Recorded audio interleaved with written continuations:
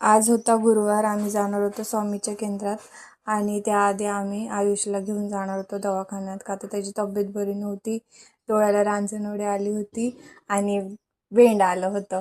त्यामुळे आम्ही घरगुती उपाय करून बघितला पण काही फरक पडला नाही. त्यामुळे मग म्हणले आपण जाऊ तर दवाखान्यात जाण्यासाठी आम्ही रेडी झालो.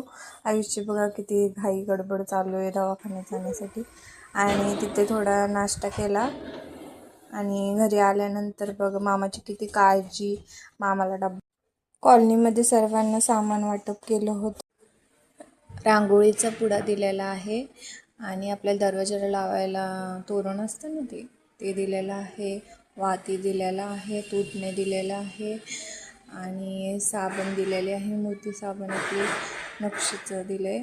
रांगोळ्या दिल्यात, पुन्हा झंडी दिली छोटीशी आणि तेलाची बॉटल दिली, 4 पंत्या दिल्यात आणि खाली उंबराला लावायला पट्टी दिलेली आहे. तर हे सगळं सामान त्यात होतं.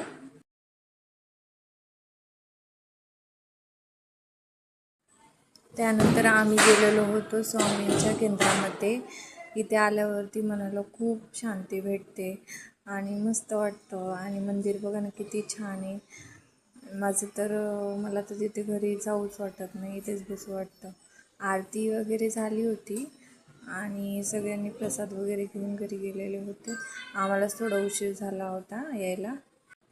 आम्ही दर्शन करून घेतलं आणि आजच्या दिवसात इतकंच. बाय.